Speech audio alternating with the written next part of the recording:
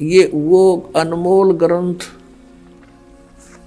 वो अनमोल खजाना प्राप्त हुआ जो हमारे ही घरों में दबा हुआ था, और उस खजाने को ना मिलने से हम मजदूर बने फिरे थे, भिखारी बने फिरे थे। कि हनुमान जी का आगा हाथ जोड़े थे, दिए बाबा छोरा दे दे, कोठी दे दे। हर वो हनुमान और आप पर लंगोट मांडा करते, हमने कह देंगे बता। अब कहने का भाव ये है दास का कि हम उनसे मांगते फिर रहे थे जो कुछ दे नहीं सकते। ब्रह्मा विष्णु महेश आपको क्या दे सकते हैं? आपकी जन्म मृत्यु ये नहीं समाप्त कर सकते, आपके संस्कार में कोई परिवर्तन ये नहीं कर सकते, ये अपनों में नहीं कर सके। जैसे विष्णु जी को श्राप दिया था नारद जी ने, अब यहां काल ने सबकी गांठ बांध रखी है। जी ने पता लगा, ज्ञान हुआ तो जंगल में जा बैठा। अब उसने ये सोचा, क्योंकि इन ऋषियों की बुद्धि काल के हाथ में थी, इन पर डले डुबाव था। अब जैसे ये बच्चे ज्ञान सुनते थे नारद और ऋषियों से, दक्ष आदि से, तो वो क्या बताते थे, भाई परमात्मा की भक्ति बिना गुजारा नहीं, भक्ति करनी चाहिए ये है। और फिर ये कहते थे भाई ये विकार इसमें बहुत बड़े बाधक हैं, ये भक्ति नहीं करने देते। तो नारद जी ने सोचा पहले इन विकारा ने ठीक करूं। जंगल में जा बैठा, निराहार रह गया, कभी थोड़ा बहुत खा लिया, और 10-12 वर्ष खूब अपनी साधना की। तो उसने आप पे फैसला कर दिया, और कौन सी यूनिवर्सिटी थी इनका टेस्ट हुआ करता, आप पे ने बोला कि अब मैंने जीत ली सब इंद्रियों को, अब मैं बिल्कुल वासनाओं से रहित हो चुका। अब वो आ गया अपने पिता ब्रह्मा जी के पास। नारद जी ने कहा, पिताजी अब मैंने अपने विकारों पर काबू पा लिया है, मैंने जीत ली है ये माया, अब मैं भगत बनूंगा। ब्रह्मा जी को तो पता था कि यहाँ पर बुरा हाल है जीव का, और जब जवान बेटा इसको मैं कह दूंगा कि भाई ये तू गलत सोच रहा है, तो मन मान ये गुस्सा हो जाए, और गुस्सा होने से इनके पास काल ने ऐसा जुल्म कर रखा है, इनको विषैले सर्प बना देता है। ब्रह्मा को डर था, जैतने इसकी अब जो स्थिति में यू खड़ा है, और एक शब्द भी नो कह दिया कि तू गलत कह रहा है तो मुझे श्राप दे दे मनमान। यानी इनके पास ये श्राप शक्ति भर देता है काल, सिद्धि से, ये इनकी हठ योग से सिद्धि आती है। ब्रह्मा जी चुप रहा, ने बोला बेटा बड़ी अच्छी बात है, लेकिन इस तरह की बातें बताया नहीं करते। अब वो कह तनु था, वो कितने कह देगा विष्णु जी या जी किसी के पास, फिर वो इसकी देही तोड़ेंगे, यानी इसकी विरान मट्टी कर देंगे। उसने कहा बेटा ठीक है, तू ऐसा करना, कहीं जिक्र ना करना। अक नहीं जी, क्यों ना करूं, मैंने तो विजय पा ली है, ढोल के डंके से कहूंगा। ब्रह्मा जी ने कहा फिर तू विष्णु जी के सामने मत कहना। अच्छा जी, अब वहां तो कह दिया, अच्छा जी पहुंचा, बालक की ये वृत्ति हो है, किसी को नू कह देना कि इस बक्से ना खोलिए, माँ बाप के जाते पहले उस सन खोल लगा। यह एक ऐसी वृत्ति हो उस बालक में, जिज्ञासा बढ़ जाती है। तो वो सीधा विष्णु जी के लोक में गया नारद जी। अब भगवान विष्णु ने कहा आओ महात्मा आओ बैठो। कैसे आए बच्चा? अब जी मैं साधना करके आया हूँ। कहा मुझे पता चला था भक्ति करने गए हुए। हाँ जी, और बहुत अच्छा, आपने क्या उपलब्धि की कि सब विकारों को, सब वासनाओं को, माया को मैंने जीत लिया है, अब मैं मार नहीं खाऊंगा। अब विष्णु जी ने कहा भी ठीक है, बड़ी अच्छी बात बेटा, साधु संत का प्रथम करते हो तो यही होता है, इसमें विकारों विजय पाओ। अब जब तो नारद जी तो कह गया, रिमोट काल के हाथ में विष्णु रखा।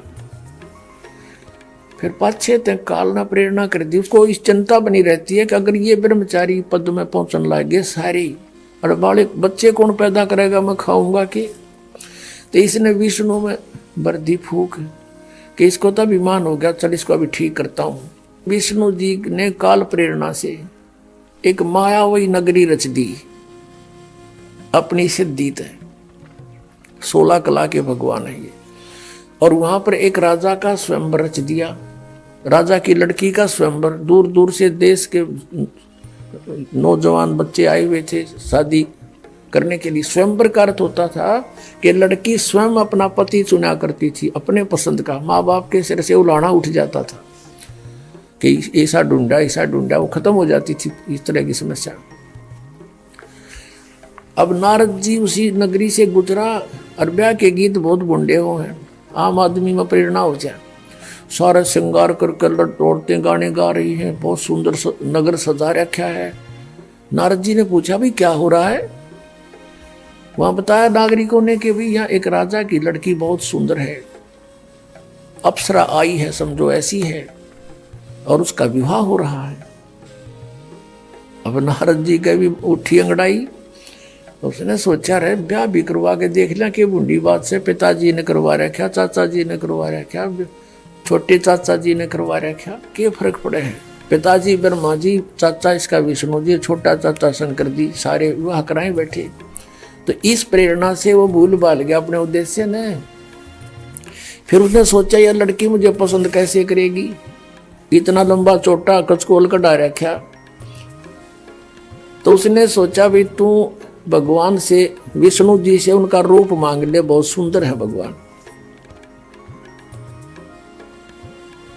तो वो जा करके एक बनी में बाहर अर्ज करी, भगवान विष्णु प्रकट हो गए। कहा भी बेटा कैसे याद किया, कैसे याद किया मुझे कि भगवान मैंने आज तक आपसे कुछ नहीं मांगा और आज मैं आज कुछ मांगना चाहता हूँ। अगना वचनबद्ध हो गया। आज मुझे हरि रूप चाहिए, मैं विवाह कराऊंगा। हरि का अर्थ संस्कृत में बंदर भी होता है। विष्णु जी ने उसका बंदर का मुंह लगा दिया, विष्णु जी चले गए। अब नारद जी ने सोचा कि मैं सबसे हैंडसम हो गया ही, और वो आ गया स्वयंवर में। स्वयंवर में चेयर रखी हुई थी, सभी राजा महाराजा जो भी विवाह कराने के इच्छुक थे उस पर बैठ के विराजमान हो गए। अब नारद जी भी बैठ गया जच के कुर्सी पे।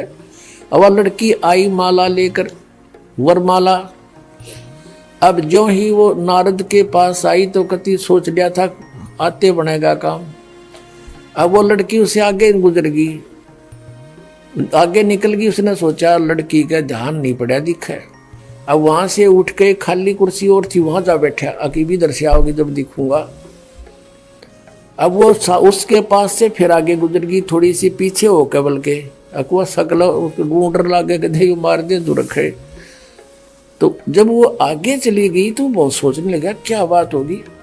उसके पास में एक बैठा था, ने बोला भगत अपनी शकल देख। वो शीशा दिखा, पानी दिखाया कटोरे में, अपनी शकल देख कर तू क्या हमने डर लगे न रहा, तू छोरी लड़की सोच के हमने डर लगा तेरे थे। जब उसने देखा तसला अपने जल में सूरत, वो तेरा गजब हो। इतने में क्या हुआ कि विष्णु जी आ गए, खाली चेयर पर बैठ गए। उस लड़की ने विष्णु जी का वरमाला डाल दी। अब नारद जी की तो 100 पे सुई गई, एकदम क्रोधित हो गया, 100 गाली सुना दी विष्णु के, तू छलिया है, छल कपटी है, तू किसी को सुखी देख कर नहीं प्रसन्न होता, तो किसी को बसता देख कर खुश नहीं है, और श्राप दे दिया कि तूने जो मुझे बंदर का मुंह लगा है और तू सारी उम्र अपनी पत्नी की, आज मैं एक औरत के वियोग में दुखी हूं, तू सारी उम्र सारा जीवन एक अपनी औरत के वियोग में गुजारेगा, व्यतीत करेगा। अपने आत्माओं, नारद जी पहले तो सिंगर का गया था मैं विषय विकारों पर काबू पाऊंगा, और फिर उन विषय विकारों का घुटने टेक दिए, नतमस्तक हो गया, ब्याह करवाऊंगा।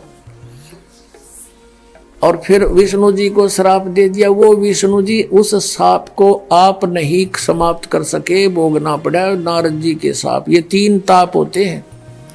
इन 3 तापों में से किसी एक ये भी है कि कोई श्राप दे दे, कोई जंतर मंतर कर दे, कोई गाल दे, कोई अन्य प्रेत आत्माओं को किसी में डाल दे, तो उनको भी ये भगवान 3 ताप का नाश भी नहीं कर सकते।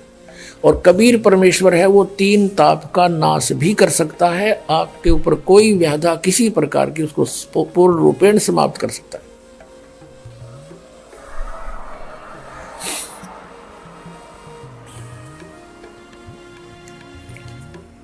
तो भगवान श्री विष्णु जी ने रामचंद्र रूप में पूरा दुख उठाया, अपनी पत्नी के वियोग में सारा जीवन व्यतीत किया। विवाह होते ही वनवास हुआ। वनवास में 2 वर्ष के बाद ही सीता का अपहरण हुआ। 12 वर्ष वो रही वहाँ रावण के बाग में, युद्ध करके मार मूर के रावण को वापस लाए। 2 वर्ष के बाद फिर त्याग दी, घर से निकाल दी गर्भवती अपनी पत्नी। अब पत्नी वाल्मीकि के आश्रम में और पति अयोध्या का राजा, जिसका परिवार कहीं हो और वो राजा कितना ही अच्छा लगता हो, उसका जीवन नरक तुल्य होता है। अंत में भी नहीं मिल पाए दोनों के दोनों। सीता समा गई पृथ्वी में और श्री राम अर्थात विष्णु जी ने सरयू नदी में जल समाधि ली, उसमें छलांग लगा के जीवन अंत किया। फिर श्री राम रूप में बाली को मारा था श्री विष्णु जी ने, यानी रामचंद्र जी ने सुग्रीव के भाई को, उसका भी बदला देना पड़ा। श्री कृष्ण रूप में आए वही। और एक शिकारी जो बाली वाली आत्मा थी, वो शिकारी बना हुआ था, विषाक्त जहर से युक्त उसका तीर था, वो श्री कृष्ण के पैर में मार के उनका वध किया, अपना टिट फॉर टैट लिया। तो यहां परमात्मा कहते हैं, कबीर जी तुम कौन राम का जपते जापम, और ताते कटे ना ये 3 मुंह तापम।